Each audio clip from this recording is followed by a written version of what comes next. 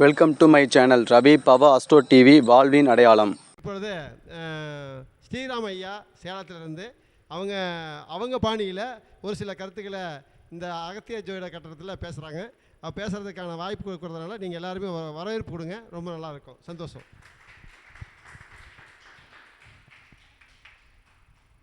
அனைவருக்கும் வணக்கம்.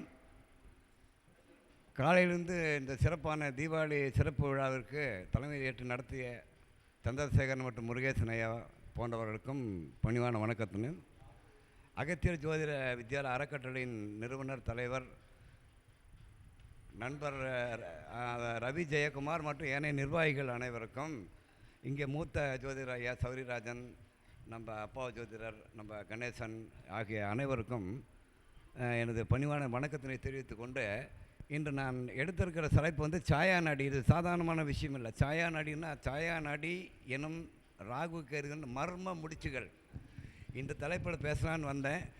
இது வந்து உங்களுக்கு எல்லாத்துக்குமே தெரிஞ்ச விஷயந்தான். ராகு கேதுக்கு வந்து அறிமுகம் தேவையில்லை.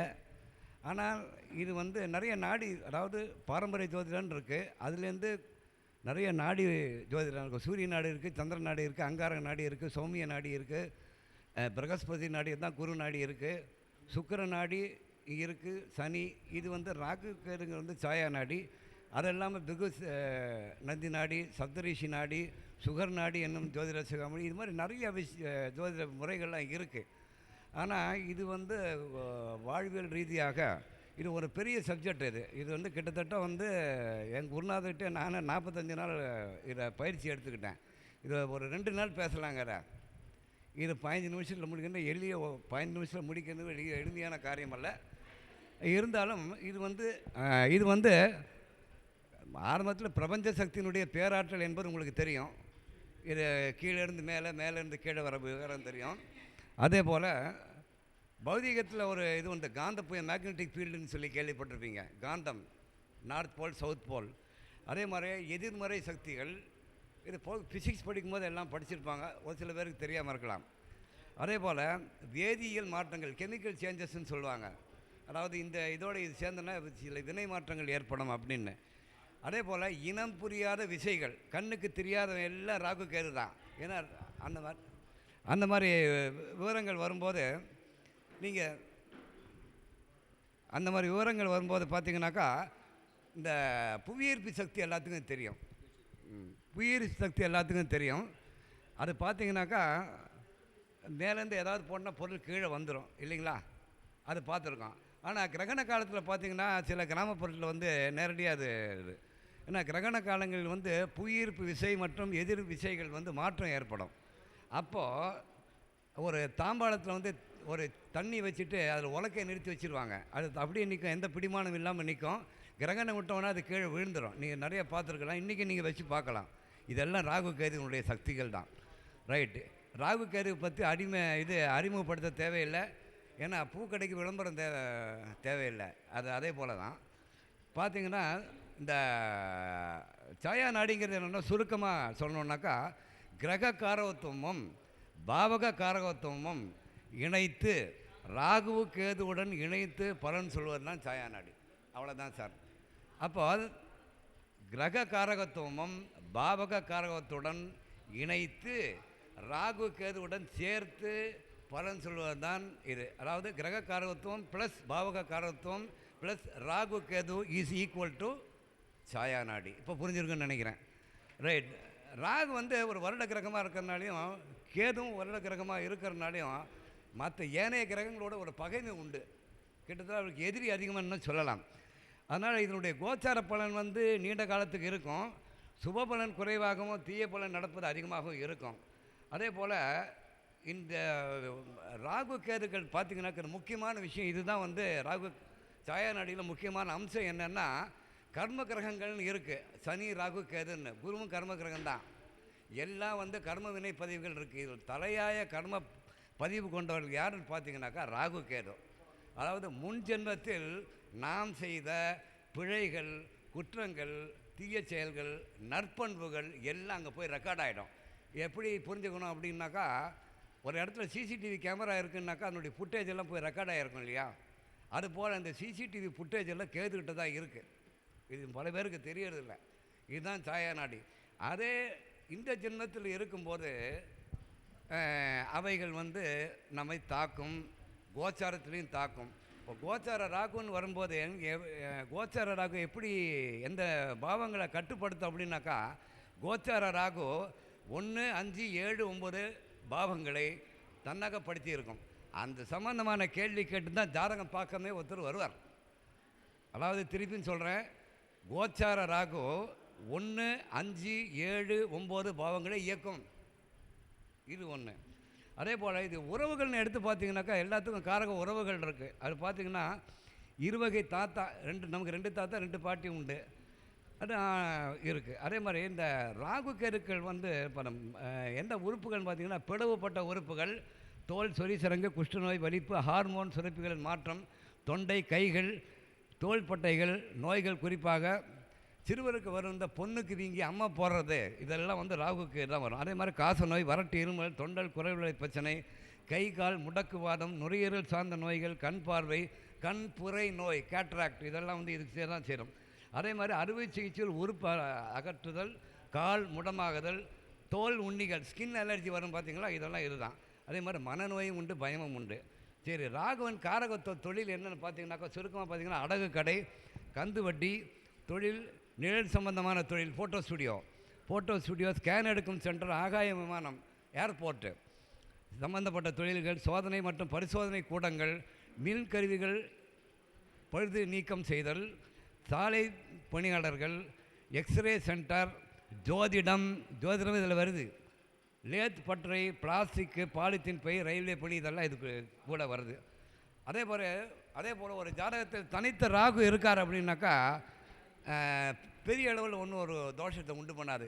ஆனால் ஏதோ ஒரு கிரகத்தோடு சேரும்போது நிச்சயமாக அதனுடைய பலனை கண்டிப்பாக ஒரு கொடுக்கும். எப்போ கொடுக்கும் அப்படின்னு ஒரு கேள்வி இருக்குது. அப்போது கோச்சார ராகு மீது ஏனைய கிரகங்கள் பயணிக்கும் போது ஒரு சம்பவத்தை நிகழ்த்தி விட்டு போயிடும். இது இப்போ திசா புத்தி நீங்கள் பார்க்காதீங்க, வேறு ஏதோ திசா புத்தி ஓடிட்டுருக்கோம். ஆனால் கோச்சார ராகு மீது ஜனர ராகு இருக்குது. கோச்சார ராகு, ஜனர ராகு. அப்போது அந்த இடத்துல எந்த கிரகம் இருக்கோ அது மேலே பயணம் செய்யும்போது கண்டிப்பாக நிச்சயமாக ஒரு பலனை கொடுக்கும். அது எந்த மாதிரி பலன்னு பார்த்தீங்கன்னாக்கா, இந்த ராகுவனுடைய நிமித்தம் உள்ள வீடுகள் நிறையா இருக்குது. ராகுனுடைய ஆதிக்கம் பார்த்தீங்கன்னாக்கா அதிகமாக கட்டம் போட்ட சட்டை தான் போடுவாங்க. இந்த ராகு ஆதிக்கம் இருந்தோடனே கட்டம் போட்ட செக்குடு ஷர்ட்டுன்னு சொல்லுவாங்க, அந்த மாதிரி போடுவாங்க. அவங்க வீட்டில் பார்த்திங்கன்னா விஷப்பூச்சி இருக்கும், எறும்பு இருக்கும், கரையான் கண்ணில் தென்படும், அடிக்கடி பல்பு ஃபியூஸ் ஆகும் அவங்க வீட்டில். இப்போ சூரியன் இருக்குது, கோச்சார ராகு மீது இது ஜனன ராகு மீது சூரியன் போகும்போது பல்பு ஃபியூஸ் ஆகிடும். ஏன்? ராகு வந்து நிழல் கிரகம் சார், இந்த மாதிரியெல்லாம் ஆகும். அதே போல் ராகுவின் ஆதிக்கம் மிகுந்த வீட்டில் விஷப்பூச்சி, எறும்பு, கரையான் கண்ணில் தென்படும், அடிக்கடி பல்பு ஃபியூஸ் ஆகும், மின்சாதனங்கள் பழுதாகும், கை கால் நகம் பழுதாகும். சில பேர் இந்த நகை சுற்றி வந்து எலுமிச்சம்பழம் சுற்றி இருப்பாங்க பார்த்தீங்களா, இதெல்லாம் ராகு தான். அதே மாதிரி ஆமாம், ராகுனாலே கை தாங்க. எந்த வீட்டில் அமர்ந்திருக்கிறாரோ அது, அந்த கிரகத்தின் மீது ராகு பயணிக்கிறதோ அக்கிரகத்தின் காரக உறவுகள், உறுப்பு, இடம், செய்யும் தொழில் பாதிப்பை ஏற்படுத்தாது போகாது. ஒரு முக்கியமான ஒரு சம்பவத்தை செய்துவிட்டு தான் போகும். இதுதான் ராகுவனுடைய காரகத்துவம். அதே மாதிரி இது நிறையா சொல்லணுன்னு தர கிரக இணைவுகள் இருக்குது. அதே மாதிரி பார்த்திங்கனாக்கா ஜனன ஜாதகத்தை நம்ம நிறையா பார்த்துருக்கோம். இது சுருக்கமாக மட்டும் ரொம்ப ரத்தன சுருக்கமாக பார்க்கும்போது காலசர்ப்ப தோஷம்னு எல்லாம் கேள்விப்பட்டிருப்போம். காலசர்ப்ப தோஷம் ராகுக்கு எது பிடிக்கல் இருக்கிறது. அதே மாதிரி அது வந்து ராகுவை நோக்கி செல்லக்கூடிய கிரகம், கேதுவை நோக்கி செல்லக்கூடிய கிரகம் இருக்குது. வரிசை அப்படி மாலை மாதிரி இருக்கும். ஆனால் இது வந்து எப்படின்னாக்கா இது காலசர்ப்ப யோகம்னு ஒரு 12 வகையில் பிரிச்சிருக்கிறாங்க. அப்படி பிரிக்கும்போது பார்த்தீங்கன்னாக்கா ஜென்மராகு, ஏழில் கேது, இது பேர் ஆனந்த சர்ப்பயோகம்னு பேர் சுருக்கமான இது வந்து தீய வினைகள் புரிந்ததால் வந்தது. அப்போது போன ஜென்மத்தில் அடுத்தவங்களை ஏமாற்றி சொத்துக்களை ஆட்டையை போட்டது, இந்த மாதிரி விவகங்கள்லாம் பண்ணாது. இது வந்து கர்ம வினைப்பது. அது ஏன் சார் இந்த ராகு கேதுக்கு மட்டும் அப்படி வந்திருக்குன்னாக்கா, ராகு கேது தான் முன் ஜென்ம கர்ம வினை பதிவாளர்கள். அடிக்கடி சௌரியராஜன் யோசிட கர்ம தோஷம் கர்ம வினைன்னு சொல்கிறாமே. ஆக இந்த ராகு கேதுக்கள் முதன்மை கர்ம வினை பதிவாளர்கள், அவங்ககிட்ட தான் ரிஜிஸ்டர் ஆகிருக்கும். நீ போன ஜென்மத்தில் என்ன செஞ்சோ அது அங்கே தான் இருக்கும். அதனோட ரிஃப்ளெக்ஷன் தான் பின்னாடி இந்த ஜென்மத்தில் வரும். அதனால் ஜென்ம ராகு 7 கேது. அடுத்ததாக ராகு 2 கேது 8. அப்போது கலிகால சர்ப்பயோகம்னு பேர். அப்படின்னா என்ன இருக்கும்? சந்தோஷமற்ற திருமணம் இருக்கும். இதனை விட்ட குறை தொட்ட குறை. இது எதனால் ஏற்பட்டது அப்படின்னு பார்த்தீங்கன்னாக்கா, இதுக்கு முன்னால் தவறாக மாந்திரிக பிரயோகம் பண்ணியிருக்கிறது. தப்பான ஆள் மேலே பிரயோகம் பண்ணால் இப்படி தான் வந்து பிறப்பாங்க. இது கொடுப்பினை ஐயா இது சாயா நாடிங்கிறது. அதே மாதிரி ராகு 3 கேது 9 இருக்க பிறந்தவர்கள், இதுக்கு பேர் வாசுகி சர்ப்பயோகம்னு பேர். இதுதான் முக்கியமாக கவனிக்க வேண்டியது. பொய் சொல்லி பணம் சம்பாதிக்கிறது, நம்பிக்கை மோசடி செய்வது. இதனால் என்ன ஆகுனாக்கா, இந்த ஜென்மத்தில் இப்படி இருக்க பிறந்தவங்க சகோதர சகோதரி ஒற்றுமை ஏற்படாது, அல்லது சகோதரன் இல்லாத நிலை ஏற்படும். அடுத்தது சங்கல்ப சர்ப்பயோகம்னு ஒன்று இருக்குது. 4 ராகு 10 கேது. அடுத்த ஒரு தொழிலை கெடுப்பது, ஜீவன ஆதாரத்தை அழிப்பது, பூச்சிகளை புழுக்களை அழிப்பது, பாம்பு புற்றை அழித்தல். காலையில் சுந்தரராஜனையா பேசினார் இல்லைங்களா? பாம்பெல்லாம் கொல்றது, பாம்பு பொத்து இடிக்கிறது, இதெல்லாம் 4ஆம் இடம்னா அதாவது போட்டிங்கிற பேரில் அடுத்தவருடைய வாழ்வை தடுக்கிறது. ஒழுக்க சந்தேகம் வரும். 4ஆம் இடம் ஒழுக்கம். அதே போல் சாதாரண தொழில் கடுமையாக போராடி தான் ஜெயிக்க முடியும். வீட்டில் நிம்மதி இருக்காருங்க ஐயா. இது அடுத்தது ராகு 5 கேது 17. இதுக்கு பேர் பத்மகால சர்ப்ப யோகம்னு பேர். அடுத்த ஒரு லாபத்தை பறிப்பது, கோவில் சொத்துக்களை ஏமாற்றுவது, குழந்தை பிறப்பில் தடை ஏற்படும். இது அடுத்த ஒரு லாபத்தை பறிக்கிறது, கோவில் சொத்துக்களை ஏமாற்றுவது. குறிப்பாக பார்த்தீங்கன்னாக்கா 5ஆம் இடத்துல எனக்கு வந்த ஜாதகத்தில் பார்த்தீங்கன்னா 5 ராகு இருக்குதுன்னு பார்த்தோன்னா, பூர்வீகத்தில் கோவில் சொத்தை இழுத்து போட்டு வீடு கட்டியிருப்பாங்க. இதுதான் நடந்திருக்கு. இப்போ அதே இந்த ஜென்மத்தில் என்ன ஆகும்னாக்கா, அடுத்த ஒரு லாபத்தை பறிப்பது, கோவில் சொத்துக்களை ஏமாற்றுவது, குழந்தை பிறப்பில் தடை, பூர்வீக சொத்து பயன்படுத்தி ஏமாற போகுது. சில பேருக்கு குலதெய்வமே மறந்து போகுது, குலதெய்வமாக வழிபாடு போகுது. எனக்கு குலதெய்வம் என்னென்னு கண்டுபிடிச்சி கொடுன்னு கேட்டிருக்காங்க, சொல்லி கொடுத்துருக்கேன், கண்டுபிடிச்சி கொடுத்துருக்கேன். இது மாதிரி ஏற்படும். அதே போல் 6வது பார்த்திங்கன்னா மகா பத்மகால சர்ப்பதோஷம். இது ராகு 6லும் கேது 12. இது முக்கியமாக கவனிக்க வேண்டியது. இது அடுத்த ஒரு நிம்மதியை கெடுப்பது, தொடர்ந்து தொந்தரவு பண்ணிகிட்டே இருக்கிறது. இதனால் ஏற்பட்ட கர்ம வினைப்பதிவு தான் இது. சும்மா அடுத்தவங்க நிம்மதியை கெடுக்கிறது. நோய் பரப்ப காரணமாக இருப்பது. ஏன்னா 6ஆம் இடம் நோய்க்கு உண்டான தகுந்த மருந்து கொடுக்காமல் விடுறது, தப்பான மருந்து கொடுத்து அதை அலர்ஜி மாதிரி பண்ண வேண்டி. இந்த மாதிரி இந்த கிரகமைப்பு உள்ளவர்கள் என்ன பண்ணுவாங்கன்னா, ஊதாதித்தனமாக செலவு பண்ணுவாங்க, தேவையில்லாமல் அடுத்தவங்க மேலே வழக்கு தொடருவாங்க. சரி சார், கேது 12 இருக்க கடைசி பிறவியான்னு எல்லாம் சொல்லிட்டு இருக்கிறாங்கன்னு அது ஒரு எல்லாத்துக்கும் இருக்கும். கேது 12 இருந்தால் மோட்சம்னு யார் சொன்னது? அப்படிலாம் கிடையாது. இது மோட்சத்துக்கான திறவுகோல். மோட்சத்திற்கு ஆண்டவன் நமக்கு கொடுத்த ஒரு சான்ஸ்ன்னு தான் எடுத்துக்கணும். நீ தப்பு பண்ணால் அவனுக்கு அங்கே சொர்க்கத்தில் இடம் கிடைக்காது. அது அப்படி தான் எடுத்துக்கணும். அதே போல் லக்னத்துக்கு 7 ராகு, லக்னத்துக்கு 7 கேது, ஜென்மகேது, சப்தம ராகு. இது நாசக கால சர்ப்பயோகம். பிறர் மனை நோக்குவது. இது உங்களுக்கு அதிகமாக சொல்ல வேண்டிய அவசியம் இல்லை. அம்மா இருக்கிறாங்க, அடுத்தவருடைய மனைவியை நேசிப்பது, இந்த மாதிரியெல்லாம் பண்ணியிருப்பாங்க. அதே மாதிரி வஞ்சக செயல் ஆற்றியது, கூட்டாளிகளை ஏமாற்றியது. 7ஆம் இடம் கூட்டாளி, கடத்தரம் மட்டும் கிடையாது, இதனால் ஏற்பட்ட கர்ம வினைப்பதிவு. அதே இது இந்த ஜென்மத்தில் எப்படி இருப்பாங்கன்னா, ஏமாறுவாங்க. இவரது பணம் மற்றவர்கிட்ட இருக்கும், அவசர தேவைக்கு இவருக்கு கிடைக்காது, இவர் மீது வழக்கு இருக்கும். ஆனால் ஒரு நாள் இவருடைய பற்றிய ரகசியங்களை எல்லாம் கம்ப்ளீட்டாக வெளியில் வந்துடும். இதுதான் இது. அடுத்தது கார்கோடக கால சர்ப்ப யோகம். ராகு 8லும் கேது 2லும் இருக்குது. இது என்னன்னாக்கா, தவறான வார்த்தை பிரயோகத்தால் ஏற்படக்கூடியது. நம்பிக்கை மோசடி செய்வது, அடுத்தவருக்கு துரோகம் இழைப்பது, ஆசையை தூண்டி ஏமாற்றுவது. நிறையா நடந்துருக்கு. இப்போ இன்டர்நெட்டில் நிறையா நடந்துருக்கு இல்லைங்களா? இதெல்லாம் இந்த இதுதான் கர்ம வினைப்பதிவு. இது போன ஜென்மத்தில் ஏற்பட்டிருக்கும். இந்த ஜென்மத்தில் எப்படி இருக்குன்னு உங்களுக்கே தெரியும். எப்படி வர வேண்டிய பணம் வராது, காரணமே இல்லாத உயர்வை மாற்றி தற்கொலை பண்ணிவிடுவாங்க. சூசைட் கமிட்டி இந்த மாதிரி ஆணுங்கிறது நிறைய பேர். இது மாந்தி இந்த 8ஆம் பாவத்தை பார்த்துட்டான்னு வச்சுக்கோங்களேன், கண்டிப்பாக ஒரு தூக்கிட்டு தற்கொலை செய்து கொள்வார். அதே மாதிரி கூடா நட்பு விளையும். கூடா நட்பு என்ன ஆகும்? கேடாய் போகும் இல்லையா? அப்படி ஆயிரும். அடுத்தது 10வது சங்கக கால சர்ப்பயோகம். இது என்னென்னா, கேது 3லும் ராகு 9லும் இருக்க ஜாதக அமைப்பு இது.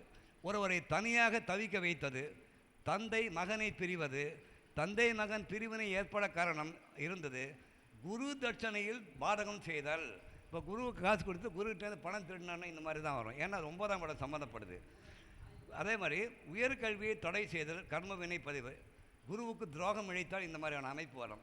இதனால் என்னன்னாக்கா இவர்கள் சொல்லக்கூடிய மந்திரம் பலிக்காது, படிப்புக்கும் வேலைக்கும் சம்பந்தம் இல்லாதது, பணியில் மரியாதை கிடைக்காது, மதிப்பு மரியாதை கடும், பதவி அங்கீகாரம் இருந்தும் அவை பயன்படாது. அடுத்தது படஹக சர்ப்பதோஷம், 10ல் ராகவும் 4ல் கேதும்.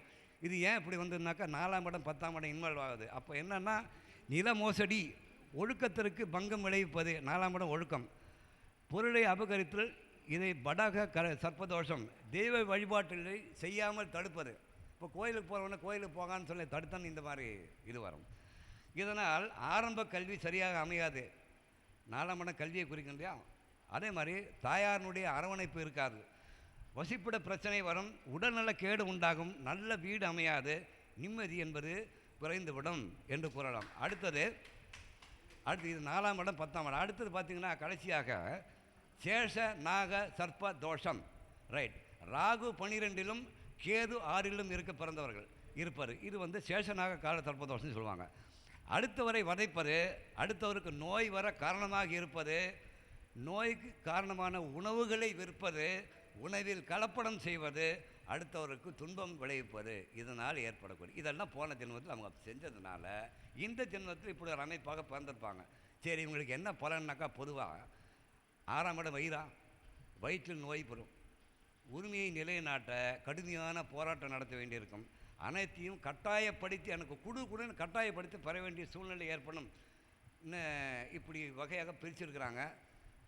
இது என்னை பொறுத்தவரையில் பார்த்தீங்கன்னாக்கா இது தொகுதி 1ன்னு தான் சொல்ல முடியும். பார்ட் 1 சர்ப்ப நாடியில் இது சாதாரண, இன்னும் நிறையா இருக்குது விஷயங்கள். அடுத்த கருத்தரங்கில் இந்த சாயா நாடியை பற்றி விரிவாக ஒரு 45 நிமிஷத்தில் என்னால் பேச முடியும். இது மிகப்பெரிய சப்ஜெக்டு. இது ஒரு 10 நிமிஷம் கூட இல்லை, ஒரு சின்ன பாட்டு தான். நான் ஒரு 10% தான் சொல்லியிருக்கேன். இனி அடுத்து இருக்கக்கூடிய மீதி இது தொகுதி 1 வச்சுக்கோங்க, பார்ட் 1 வச்சுக்கோங்க. பகுதி 2ல் இதை விட அதிகமான விவரங்கள் கூறி நிறைய விவரங்கள்லாம் இருக்குது, மிட் பாயிண்டெல்லாம் இருக்குது. இது சார்ட் போட்டு உங்களுக்கு சொல்லணும். ராகு கேது மிட் பாயிண்டில் மாட்டின கிரகங்கள், இந்த பக்கம் இருந்த கிரகங்கள், அந்த பக்கம் இருக்கக்கூடிய கிரகங்கள், அப்போது தசாபுத்தியோட இணைத்து எப்படி பலன் சொல்வது. இது கிட்டத்தட்ட வகுப்பு மாதிரி தான் இருக்குது, வகுப்பு அல்ல அது. இது ஒரு உரை தான் என்று கூறிக்கொண்டு எனக்கு வாய்ப்பளித்த உங்கள் நல்ல உள்ளங்களுக்கு நன்றி பாராட்டி அமைகிறேன். நன்றி, வணக்கம். எனது பெயர் சேலம் ஸ்ரீராம். என்னுடைய நம்பர் 7708777644. ஸ்ரீராம். எனது மொபைல் எண் 770 877 6444. நன்றி, வணக்கம்.